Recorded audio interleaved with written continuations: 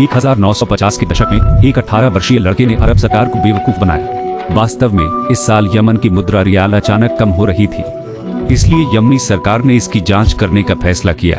3 महीनों की जांच के बाद इस 18 साल के लड़के को पकड़ लिया गया और पूछताछ के बाद पता चला कि उसने अपनी नौकरी से मिली सारी नोट्स को रियाल के सिक्कों में बदल दिया था। अब इन रियाल सिक्कों में असली चांदी का उपयोग हुआ था और उस समय बाजार में चांदी की कीमत इन सिक्कों के मूल्य से बहुत ज्यादा थी।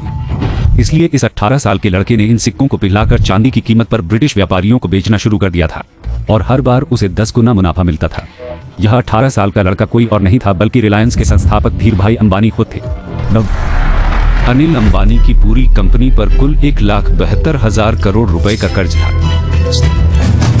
उसने भारतीय बैंकों के अलावा चीनी बैंकों से भी पैसा उधार लिया है। अब अनिल को लगता था कि मुकेश अंबानी ही उनके सभी बिजनेस फेलियों के पीछे है। अनिल को जेल जाने से बचाने के लिए उसकी मां ने मुकेश से मदद मांगी।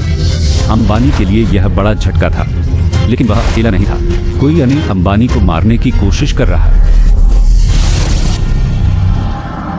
लेकिन आपको पता है कि धीरूभाई के खिलाफ आरोप लगे थे कि 1989 में उसने अपने सीनियर कर्मचारी कीर्ति अंबानी से नुस्ली वाडिया बॉम्बे डाइंग कंपनी के मालिक की हत्या की योजना बनाने को कहा था, जिसके कारण पुलिस ने इस कर्मचारी को गिरफ्तार किया। इसके अलावा एक केस की सुनवाई के दौरान सीनियर वकील ने धीरूभाई अंबानी के खिलाफ ऐसा कहा था।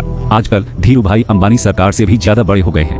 वह प्रधानमंत्री भी बना सकते हैं और उन्हें हटा भी सकते हैं। अगर कोई अखबार उसकी आलोचना करता है तो वह कहता है कि तुम्हारी तरक्की मेरे विज्ञापन के बिना नहीं, और अगर कोई राजनीतिक दल का नेता उसकी जबरदस्ती करने की कोशिश करे तो वह बताता है कि मेरे आदमी सभी राजनीतिक दलों में हैं और मैं आपको किसी भी समय इस दल से बाहर निकाल सकता हूँ।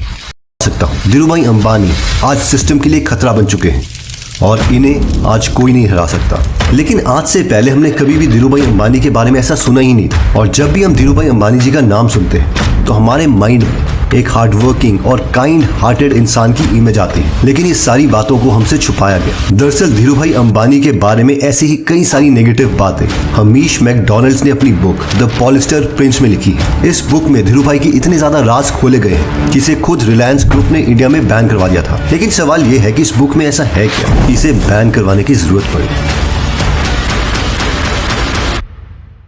24 अप्रैल 2024 पूरे भारत में गर्मी बढ़ती जा रही थी। एसी की शॉर्टेज थी, एसी की सेल्स सारे रिकॉर्ड तोड़ रही थी और एसी के रेट्स ऑल टाइम हाई पर पहुंच चुके थे। तब एक ऐसी न्यूज आई जो इस पूरी इंडस्ट्री को हमेशा के लिए बदल सकती है। रिलायंस ग्रुप ने एक वाइजर नाम से ब्रांड लॉन्च कर दिया। ये सिर्फ 10,000 रुपए के प्राइस में एसी बेचना शुरू करने वाले। इस नए ब्रांड के through TV, fridge, washing machine, यहाँ तक की एलईडी बल्ब भी बेचने वाले हैं लोग। Company plans to extend their offering to a range of other categories like television sets, washing machines, refrigerators, air conditioners, small appliances and even LED bulbs. Cooler से भी सस्ते रेट में एसी बेचकर रिलायंस वाले कोई चैरिटी नहीं कर रहे हैं। ये उनकी प्रॉपर बिजनेस स्ट्रेटजी का एक पार्ट है। भारत में एक बहुत बड़ी पॉपुलेशन है जिसके लिए एसी सिर्फ एक ड्रीम है, क्योंकि वो इतने ज्यादा महंगे हैं कि हमेशा उनके पहुंच के बाहर रहते हैं। और इसी एसी को सस्ते में बेचकर रिलायंस वाले सारी पॉपुलेशन को टैप करके एक झटके में वो देश का नंबर 1 ब्रांड बन सकते हैं और सारी बड़ी बड़ी कंपनियों की दुकानें तक बंद करवा सकते हैं। 2016 याद है, कुछ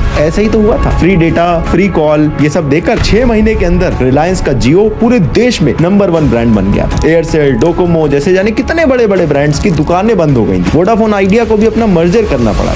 So ladies and gentlemen, today I have great pleasure in announcing a revolutionary concept for the Indian market. All voice calls for Jio customers will be absolutely free. Reliance वाले पहले सिर्फ पेट्रोकेमिकल में नंबर 1 थे, लेकिन जब से जियो लॉन्च हुआ है उसके बाद से लगातार नई नई फील्ड्स में इन्होंने एंटर करना चालू कर दिया। एक मोनोपोली बनते जा रहे हैं। जियो सिनेमा, जियो मार्ट, जियो फाइनेंस, जियो सावन, आजियो, जियो गेम्स, जियो क्लाउड, जियो चैट, ऐसी कोई फील्ड नहीं है जहां पर रिलायंस का जियो आज कंपीट ना कर रहा। और